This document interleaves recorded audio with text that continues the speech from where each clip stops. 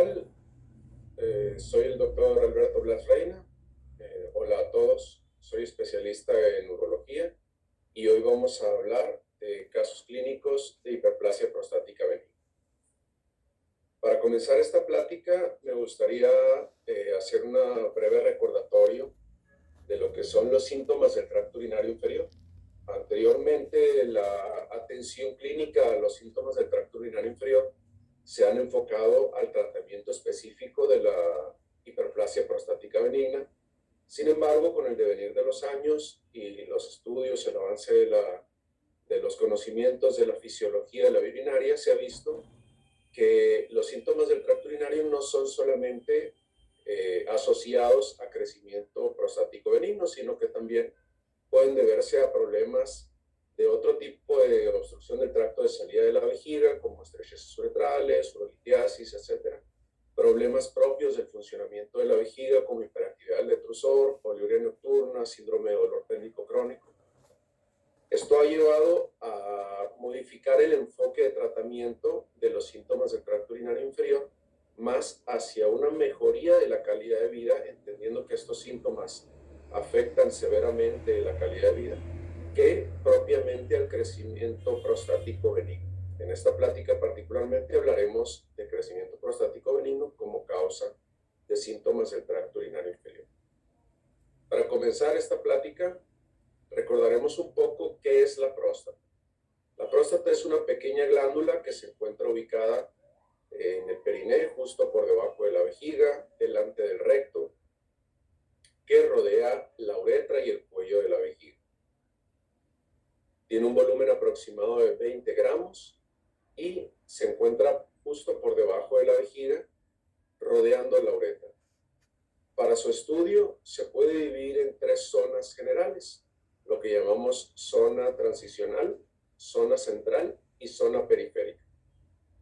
La zona transicional es la zona de mayor relevancia clínica en cuanto a la hiperplasia prostática benigna, puesto que es la que rodea y contacta íntimamente la uretra a su salida del cuello de la vejiga. La zona periférica tiene mayor relevancia clínica en la epidemiología del cáncer de próstata, dado que el 75% de los cánceres se localizan en esta zona.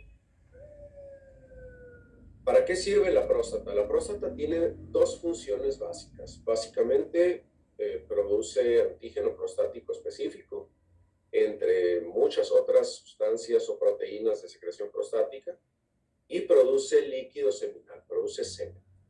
Una sexta parte del volumen de líquido seminal eyaculado corresponde al líquido producido por la próstata. Esas son las principales funciones de la próstata. Además, tiene la función de dejar pasar la orina a través de la uretra prostática desde la vejiga. No tiene relación o no tiene ninguna función específica en cuanto a la sexualidad ni en cuanto a la erección. Específicamente hablando de hiperplasia prostática benigna, sabemos que la hiperplasia prostática benigna es un proceso natural propio de nuestro proceso de envejecimiento. A medida que vamos avanzando en la edad, a medida que crecemos, aumenta también el volumen prostático.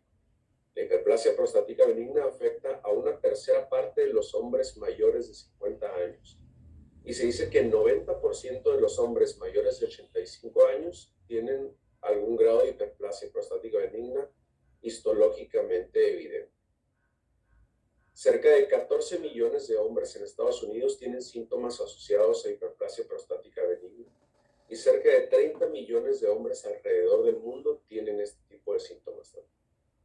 La prevalencia es igual en hombres de raza blanca y hombres de raza afroamericana, pero la sintomatología suele ser más severa en estos últimos. Esto muy probablemente se deba a que los niveles de testosterona pueden ser más altos en la raza afroamericana.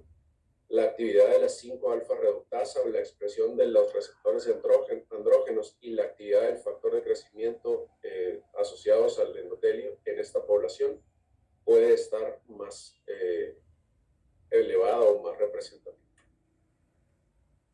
En esta gráfica podemos observar cómo en una serie de autopsias la presencia de crecimiento o de hiperplasia prostática benigna histológica aumentado conforme avanza la edad.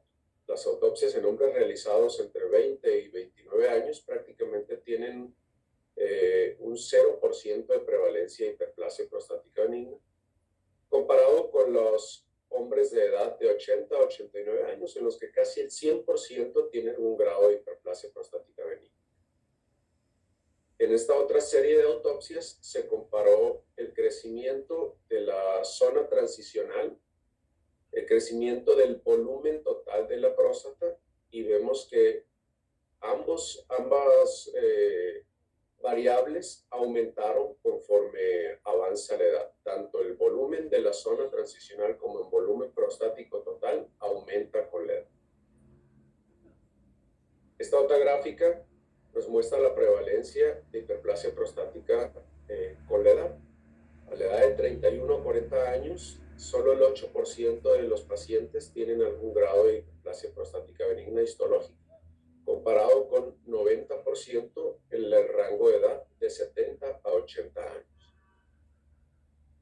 En México, la hiperplasia prostática benigna es el tumor más frecuente en el varón arriba de 50 años y es la segunda causa de ingreso para una intervención quirúrgica y la primera causa de consulta a los servicios de urología. A partir de los 55 años, el 25% de los pacientes sufre síntomas obstructivos y a los 75, el 50% refiere disminución de la fuerza y el calibre del chorro urinario. Histológicamente se sabe que el crecimiento prostático benigno se debe a una hiperplasia y no a una hipertrofia, como se suele llamar también. El término correcto es una hiperplasia prostática benigna. Hay un aumento en el número de células, hay un aumento en la celularidad del epitelio, del estroma, sobre todo en la zona periuretral de la próstata. Por lo tanto, el término correcto es una hiperplasia y no una hipertrofia. Incluso en literatura anterior solía referirse a este tipo de patología como hipertrofia prostática. Sin embargo, ahora sabemos que es más bien una hiperplasia. Los principales hallazgos histológicos son la hiperplasia del estroma y del epitelio glandular en una relación 4:2. Hay una importante proliferación de músculo liso. Cerca del 90% del tejido histopatológico estudiado en este tipo de pacientes corresponde a músculo liso. Y esto es una característica histológica muy importante porque tiene mucha relación con el tratamiento. Lo vamos a ver más adelante. En cuanto a la patogénesis de esta enfermedad, juegan un papel primordial la presencia de andrógenos, la presencia de testosterona, específicamente su forma activa en el epitelio prostático, que es la dihidrotestosterona. Otros factores que juegan un papel importante en la patogénesis son los estrógenos, la falta de regulación de los factores de crecimiento derivados del endotelio sobre todo, trastornos inflamatorios crónicos, infecciones crónicas. Hay una disminución de la apoptosis, una disminución de la muerte celular programada de estas células. Y evidentemente también juegan un papel importante algunos factores genéticos y familiares. No es lo mismo un caso de hiperplasia prostática aislada que pacientes que tienen padre, hermanos, tíos con hiperplasia prostática. Sí hay una relación importante en los factores hereditarios y genéticos. Aunque los andrógenos y los factores de crecimiento estimulan la proliferación celular en modelos experimentales, se cuestiona su papel en cuanto a la proliferación celular en la hiperplasia prostática porque no hay una evidencia clara de que haya un proceso proliferativo activo. Más bien lo que se sabe es que los andrógenos, en vez de aumentar la proliferación celular, lo que hacen es retardar la apoptosis. Eso hace que habiendo una proliferación celular normal, estas células viven más tiempo y al vivir más tiempo, finalmente aumenta la celularidad, aumenta el número de células prostáticas y esto lleva a la hiperplasia, ¿no? También el proceso de envejecimiento que normalmente desarrollamos con la edad induce un bloqueo en el proceso de maduración celular lo que lleva finalmente a una progresión celular con una pobre diferenciación y una reducción de la tasa general de muerte celular. Cuando tenemos este crecimiento prostático benigno, cuando tenemos este evento inicial de aumento del volumen de la glándula prostática, después de esto viene una respuesta de la vejiga a la obstrucción, es decir, se obstruye el tracto de salida vesical y la vejiga responde a esto, ¿no? Las principales respuestas o fases de la respuesta de la vejiga son una disminución de la distensibilidad, una disminución de la compliance, asociado a un aumento de la presión dentro de la vejiga. Finalmente, esto lleva a un depósito de colágeno dentro de las fibras del detrusor o intercaladas con las fibras del detrusor, que llevan a una mala contractilidad de la vejiga y por consiguiente a un empeoramiento del vaciamiento vesical. El evento inicial es la obstrucción. Con esto tenemos una hipertrofia del músculo liso que, como un esfuerzo constante por vaciar la vejiga, empieza a tener contracciones cada vez más frecuentes y estas contracciones llevan a la hipertrofia del músculo liso. El músculo se va hipertrofiando por el esfuerzo que hace para vaciarse.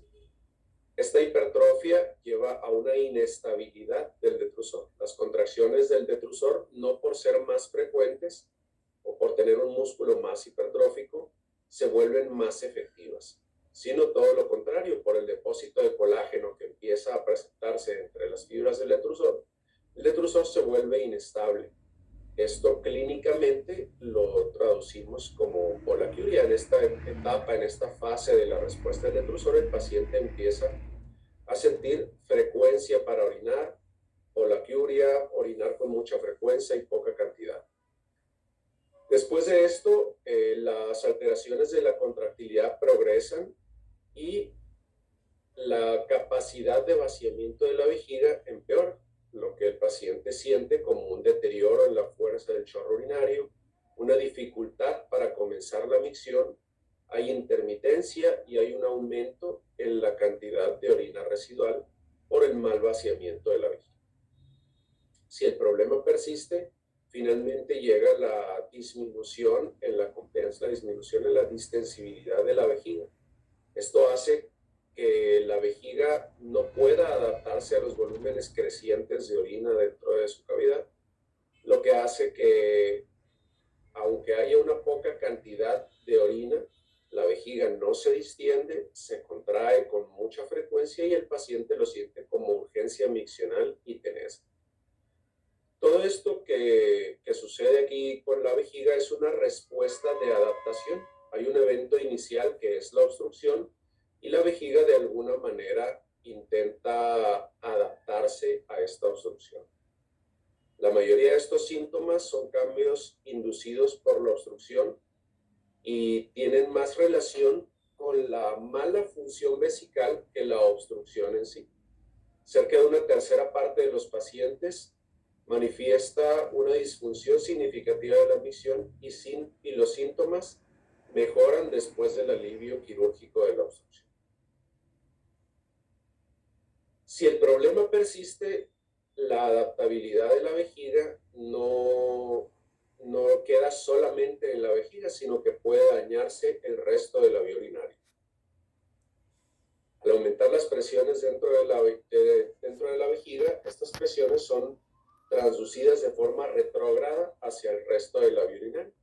Es decir, que a medida que la vejiga va quedando ocupada, que vaya llenándose con orina residual, la vía urinaria tiene o ya no queda espacio en la vejiga para que pueda vaciarse. Entonces la orina empieza a acumularse en la vía urinaria superior, en los ureteros, en el sistema colector, en la pelvis renal. Y finalmente, la vía urinaria, al igual que la vejiga, empieza a sufrir cambios de adaptación. Empieza a distenderse, empieza a volverse tortuosa, serpiginosa la vía urinaria, para poder contener mayor cantidad de orina. hasta que finalmente la pelvis renal, los cálices se modifican o sufren cambios también para contener mayor cantidad de orina, puesto que ya no hay espacio en la vejiga para contenerla. Esto lleva a que este aumento de presión dentro del sistema colector genere cambios histológicos y anatómicos en el parénquima renal que finalmente llevan al cese de la producción de orina, es decir, a la insuficiencia renal. Ese es el estadio al que debemos evitar llegar en los pacientes que tienen hiperplasia prostática benigna. Clínicamente, durante la evaluación clínica hay que hacer un historial clínico para evaluar el inicio, la duración y la severidad de los síntomas, la edad, el estado general de salud del paciente, la salud sexual, la repercusión en la calidad de vida, si toma algún medicamento que pueda asociarse o que pueda imitar los síntomas de obstrucción del tracto de salida vesical o que pueda empeorarlos, si ha recibido tratamientos previos para estos síntomas. Los síntomas de hiperplasia prostática benigna pueden dividirse en dos grandes grupos, síntomas de llenado y síntomas de vaciado. Los síntomas de llenado básicamente son frecuencia, urgencia, nicturia, incontinencia. Y los síntomas de vaciado, vacilación para orinar, tenesmo, pujo, chorro débil y goteo postmiccional. En cuanto al abordaje de un paciente con hiperplasia prostática benigna, existen múltiples nomogramas, múltiples esquemas de abordaje. Básicamente, el común denominador de todos estos esquemas es, después de hacer una adecuada historia clínica, una adecuada semiología, descartar o buscar sospecha de malignidad, un antígeno prostático específico, exámenes de laboratorio completos, hay que hacer una urianálisis, biometría hemática, química sanguínea, valorar la función renal.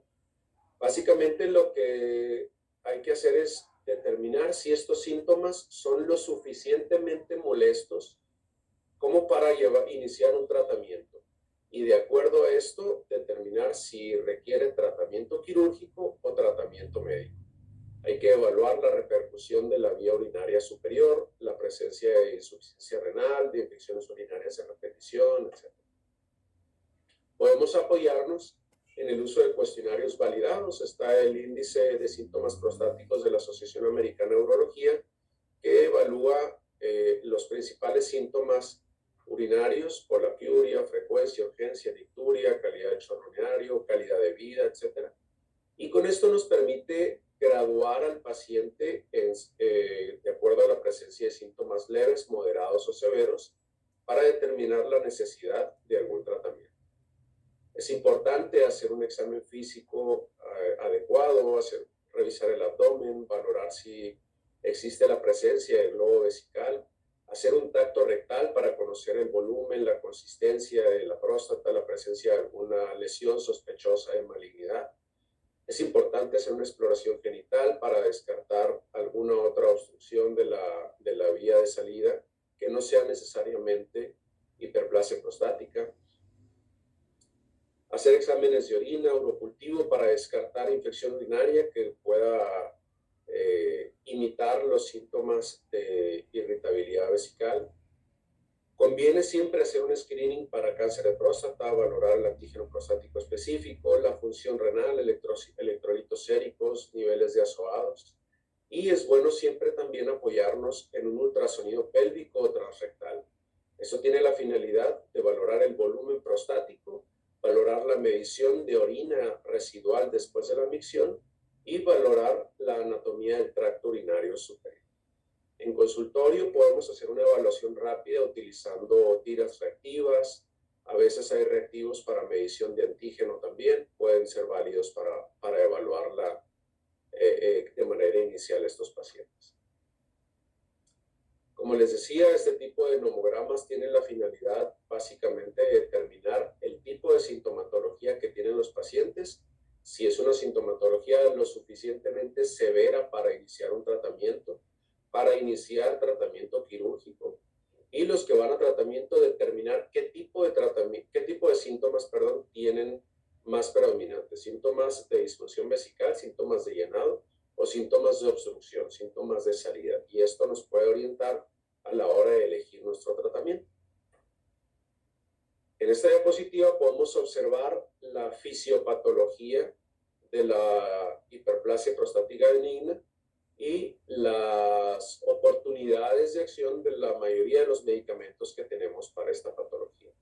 La disfunción vesical, la hipercontractilidad vesical, básicamente se trata con inhibidores de los receptores muscarínicos, puesto que son los que median la contractilidad del detrusor a través de los receptores de acetilcolina. La obstrucción del tracto de salida puede aliviarse bloqueando la acción de los receptores alfa-adrenérgicos que, estimulándolos, contraen el cuello de la vejiga y disminuyen el calibre de la uretra prostática. Al inhibir la acción de la testosterona con los inhibidores de la 5-alfa-reductasa, podemos lograr una disminución del tamaño del volumen prostático y una disminución en la progresión de la enfermedad.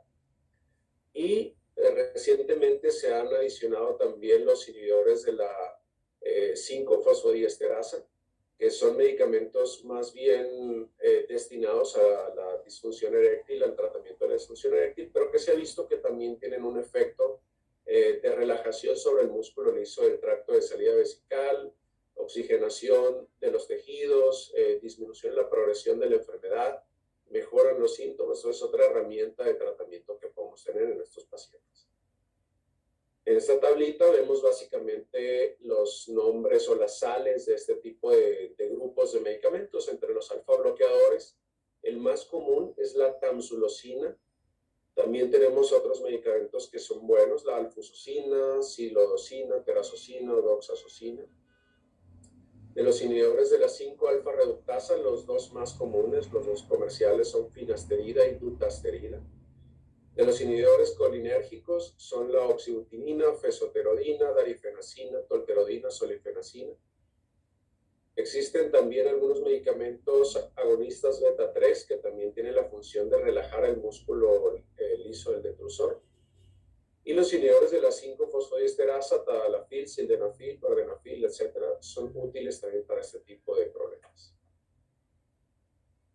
En cuanto a la terapia de combinación, bloqueadores alfa-adrenérgicos con inhibidores de la 5-alfa-reductasa, este tipo de combinaciones son superiores a la monoterapia con cada uno de ellos, tanto con alfa bloqueador como con inhibidor de la 5-alfa-reductasa, para mejorar los síntomas, el flujo máximo de orina, disminuyen considerablemente el riesgo de retención aguda de orina y sobre todo la progresión y la necesidad de cirugía. Naturalmente, al combinar este tipo de medicamentos, también puede haber un poco más de eventos adversos cuando se usan en combinación que cuando se usan solos. Sin embargo, la mayoría de los casos son eventos adversos bastante bien tolerados y es muy raro que el paciente deba suspender su medicación por este tipo de efectos secundarios. Su uso se recomienda sobre todo en hombres con síntomas de tracto urinario inferior moderados a severos con riesgo de progresión de la enfermedad, es decir, próstata grande, antígeno prostático elevado, edad avanzada o abundante orina residual. Entonces, después de este breve recordatorio de lo que es la hiperplasia prostática benigna, pasamos a ver un par de casos clínicos, casos reales acerca de esta patología. El primer caso es un masculino de 84 años, originario de Tecoripa, residente de esta ciudad de aquí, Hermosillo. Casado, jornalero, solamente sabe leer y escribir, pero no recibió educación primaria. Tiene antecedentes heredofamiliares para infarto agudo del miocardio y cáncer gástrico. Antecedentes personales de presbiacusia, no tiene crónico degenerativos. Tiene una neoplastía inguinal 3 años previos a su valoración. Osteosíntesis de tibia y peroné izquierdos hace más de 30 años. Etilismo crónico intenso suspendido 30 años previos. Este paciente llega a la consulta por síntomas urinarios obstructivos crónicos, caracterizados por chorro urinario delgado y débil, frecuencia, urgencia, nicturia de 3 veces por la noche, Y un mes previo a su valoración tuvo una retención aguda de orina que requirió sonda transuretral de forma temporal, es decir, se vació la vejiga y le retiraron la sonda. Su cuestionario validado IPSS tiene una puntuación de 22, una sintomatología obstructiva severa y no hay alteraciones de relevancia en la exploración física, sus genitales de acuerdo a edad y sexo sin ninguna alteración. Durante la exploración física se encuentra una próstata agrandada de 3 por 3 centímetros, benigna al tacto, es decir, no hay nódulos sospechosos, no hay induraciones, no hay nada sospechoso de malignidad. En ese tipo de pacientes, ¿cuál sería el abordaje inicial? ¿Qué sería lo primero que podríamos hacer? Bien, en este tipo de paciente, el abordaje inicial, según lo que hemos recordado, es que podemos solicitar laboratorio completo para evaluar la función renal, evaluar examen de orina, ver que no tenga infección de vía urinaria, por la éstasis urinaria, por la obstrucción del tracto de salida vesical, ver una analítica sanguínea completa, hemoglobina, hematocrito, plaquetas, etc.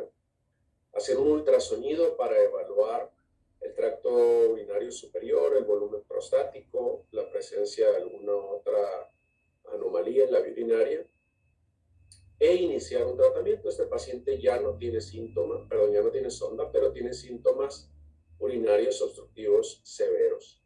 Este paciente inició tratamiento con dutasterida con tamsulosina, una tableta diaria. Esto fue lo que se hizo. Azoflón dúo, una tableta diaria, analítica sanguínea, ultrasonido de la vía urinaria superior. Posteriormente, el paciente fue a consulta de control, refiriendo mejoría sintomática importante. Su laboratorio de control, pues, sus exámenes solicitados reportaron una hemoglobina de 13, hematocrito de 40, leucocitos normales, plaquetas normales, una función renal normal. Su antígeno prostático estaba en 0.13, traía un examen general de orina con abundantes bacterias, un urocultivo con 50.000 unidades, con mecanismos de resistencia, beta-lactamasa de espectro extendido positivo. Sin embargo, pues es asociado a la éstasis urinaria, ¿no? 50.000 unidades no puede considerarse un urocultivo positivo para iniciar tratamiento, sobre todo tratamiento antibiótico. Y el ultrasonido reportó un volumen prostático de 63 centímetros cúbicos con 41% de orina residual, 37 centímetros cúbicos de 89 de volumen inicial, y la vía urinaria superior normal, sin ectasia, sin dilatación de sistemas colectores.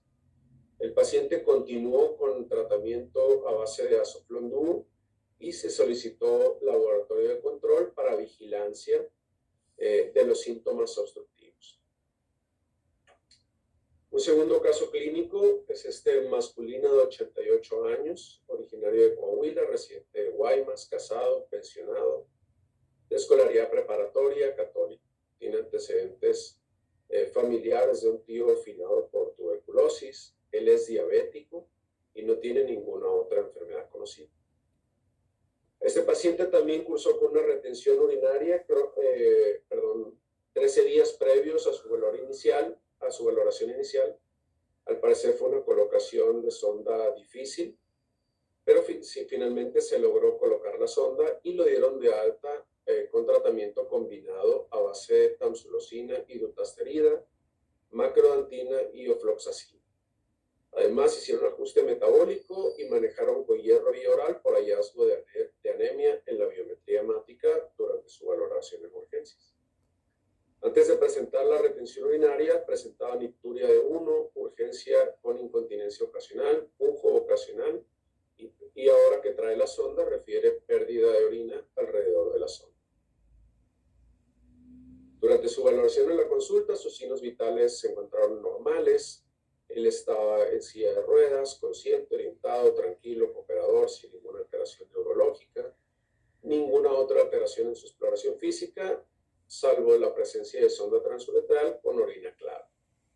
Su laboratorio general reportaba una hemoglobina de 11.5, hematocrito correspondiente, 8.000 leucos, plaquetas de 195.000, función renal normal, 1.1 de creatinina con antígeno de 14.6, eritrocitos incontables, leucocitos y bacterias en la orina asociados a la sonda. ¿Cuál sería el abordaje inicial en este paciente? ¿Agregarían algún medicamento adicional? ¿Solicitarían algún estudio? En este paciente lo que se hizo fue agregar un medicamento antimuscarínico M3 por la presencia de fuga de orina perisonda relacionada con hipercontractilidad vesical asociada al catéter. Se continuó con sonda transuretral y durante su ultrasonido, que básicamente fue lo único que se solicitó porque ya tenía todo el resto del estudio completo, se encontró una próstata de 236 gramos. El paciente ya era portador de sonda, no deseaba tener sonda, su estado general era bueno, él deseaba manejo quirúrgico y dado que tenía un volumen prostático importante y que iba para tener la sonda por un tiempo bastante prolongado, el paciente decidió someterse a un abordaje quirúrgico y se realizó una prostatectomía simple retropúbica, obteniendo 200 gramos de adenoma prostático. Su laboratorio de control reportaba bacteriuria, leucocituria, microhematuria, un urocultivo positivo para E. coli multisensible. Y finalmente en la consulta de control se manejó retiro de puntos, el antibiótico dirigido de acuerdo a la sensibilidad del urocultivo y se solicitó un examen general de orina, urocultivo de control para poder egresar al paciente. Muchas gracias a todos. Esto sería todo por mi parte.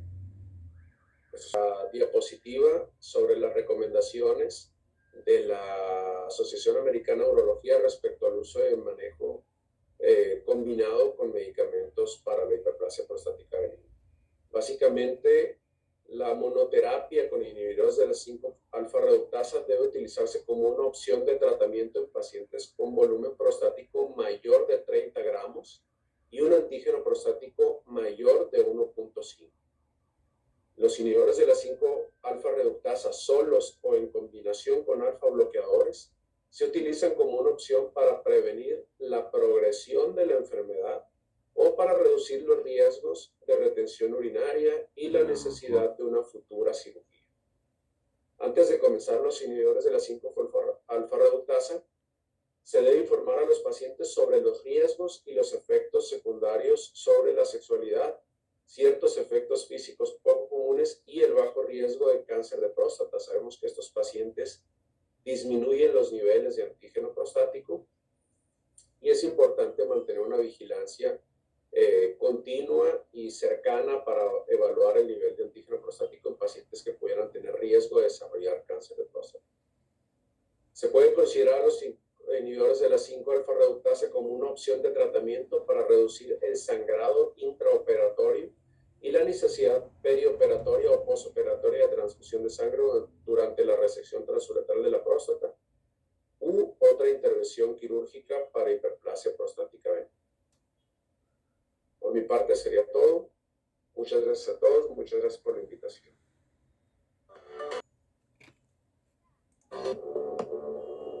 Hola, ¿qué tal? Sean bienvenidos a esta actualización en temas de medicina general. Y bueno, ya está aquí con nosotros en esta sección de preguntas y respuestas el doctor Alberto Blas Reina. Hola, ¿qué tal? Hola, doctor, ¿cómo está? ¿Qué tal? ¿Todo bien por acá? Gracias a Dios. Qué bueno, doctor, me da gusto. Doctor, bueno, pues ya hay un chat muy activo y déjeme decirle que hay muchas felicitaciones por usted, por la actualización en este tema. Gracias. Y bueno, comenzamos con algunas de las preguntas ya. Nos preguntan, doctor, ¿es correcto que el término de hiperplasia se siga aplicando a todos los pacientes sin estudio histopatológico? ¿O cuál sería la terminología correcta si no existe ese estudio por histopatología? Muy bien, esa es una pregunta muy buena porque fíjate que específicamente hablando, la hiperplasia prostática benigna es un término histológico.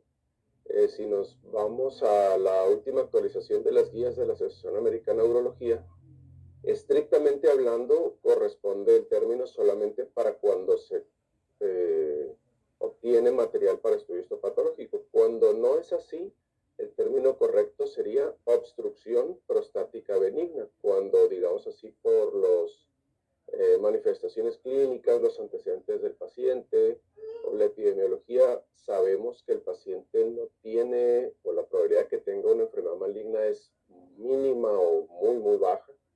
Podríamos llamarlo obstrucción prostática benigna.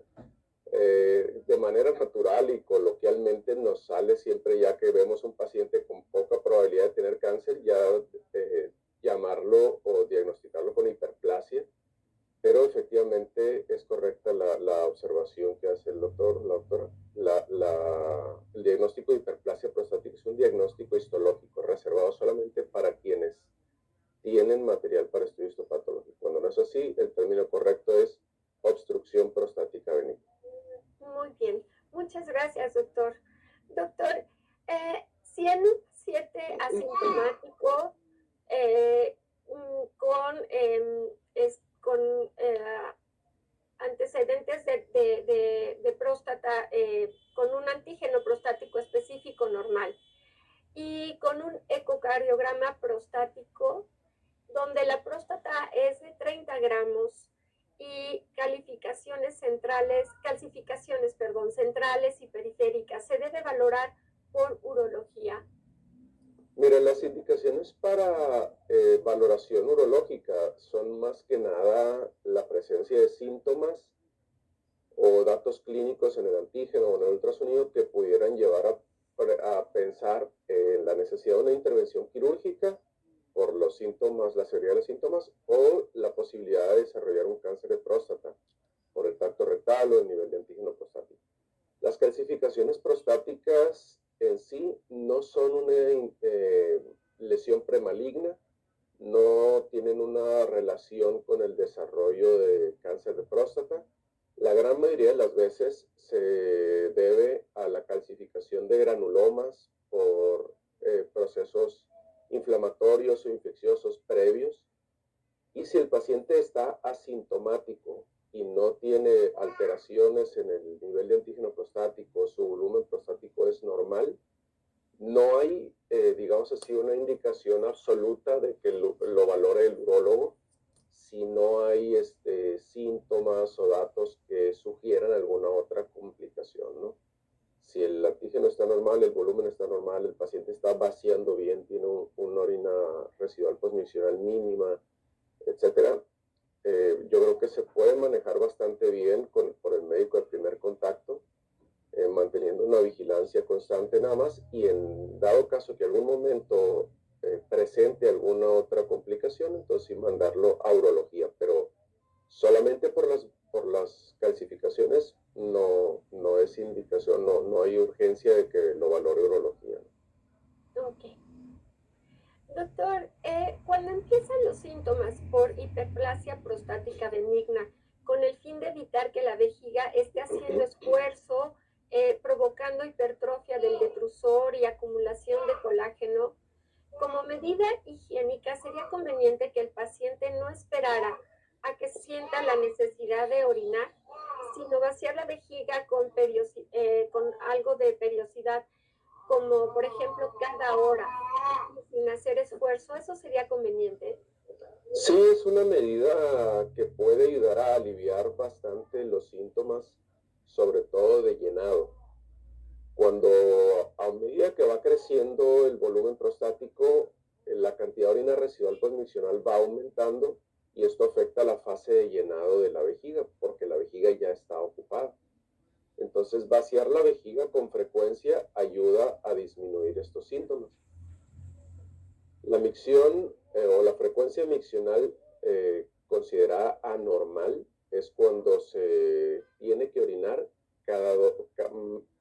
por una frecuencia menor a cada 2 horas, ¿no?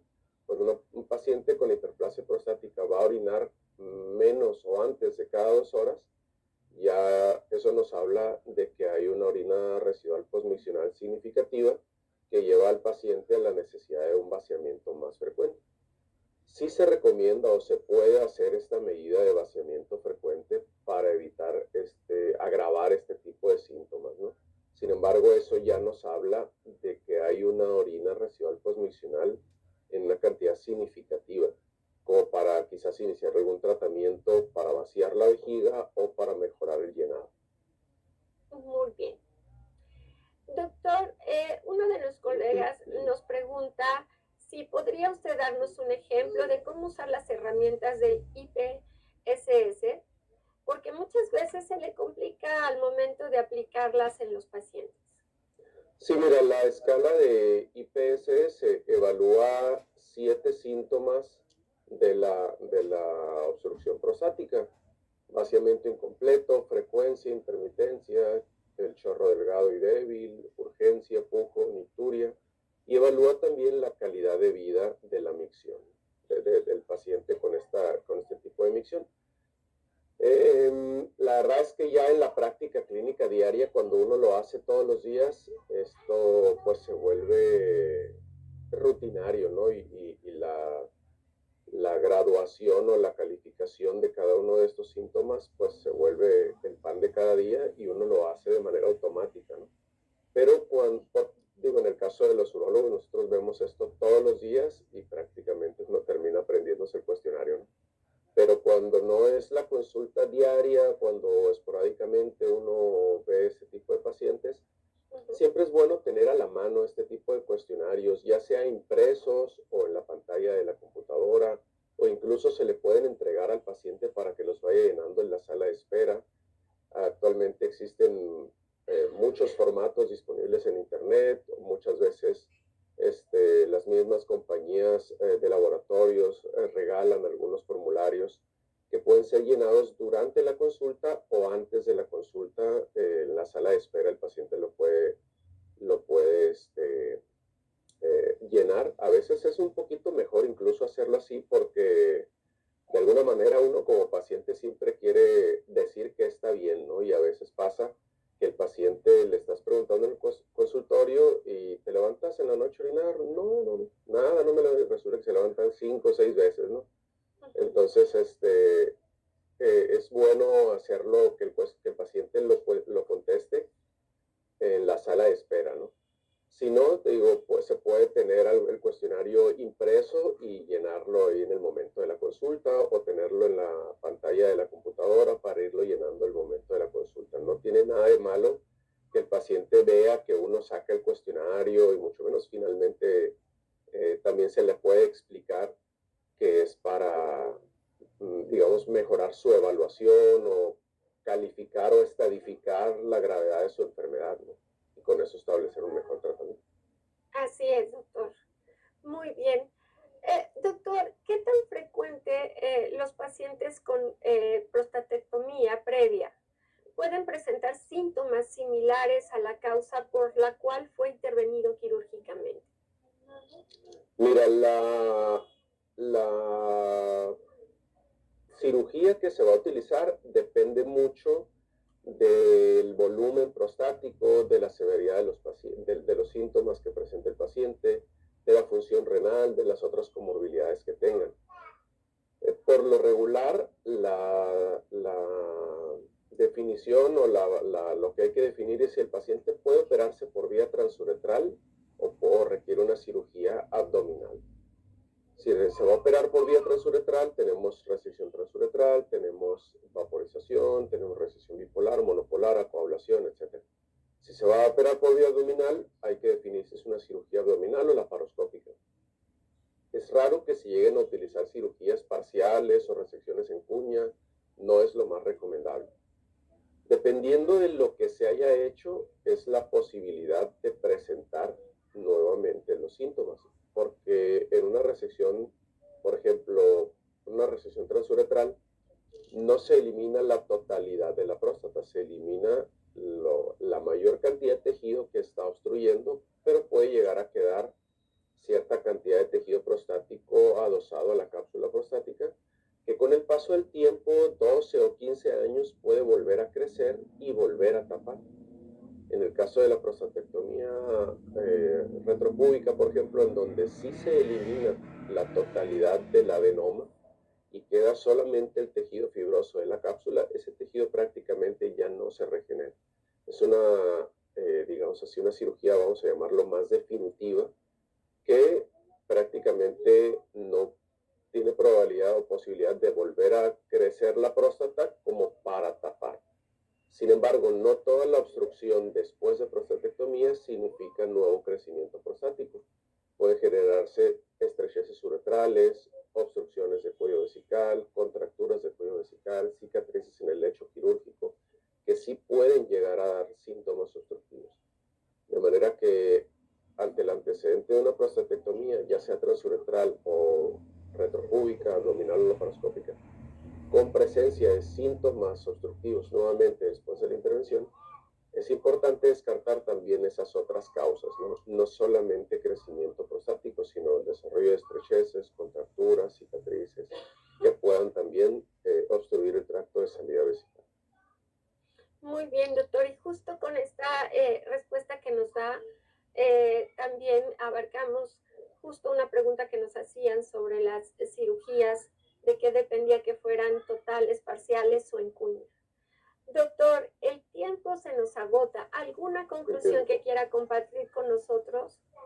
Nada más recalcar la importancia de que un buen vaciamiento vesical, ¿no? El crecimiento prostático es parte normal de nuestro proceso de envejecimiento, pero obstruye el paso de salida de la orina hacia afuera. La orina tiene que fluir. La orina que fluye es como el agua que fluye. Si el agua está corriendo, está en una corriente, está limpia, está cristalina, se puede tomar, no pasa nada. La orina que se obstruye, le pasa lo que al agua que se obstruye. Se infecta, trae complicaciones, daña la vejiga, daña la vía urinaria superior. Es importante hacer un diagnóstico oportuno para poder ofrecer un tratamiento a tiempo que mejore el vaciamiento de la vejiga. Muchas gracias, doctor, y agradecemos mucho su tiempo y el que haya estado aquí con nosotros. Gracias a ustedes por la invitación.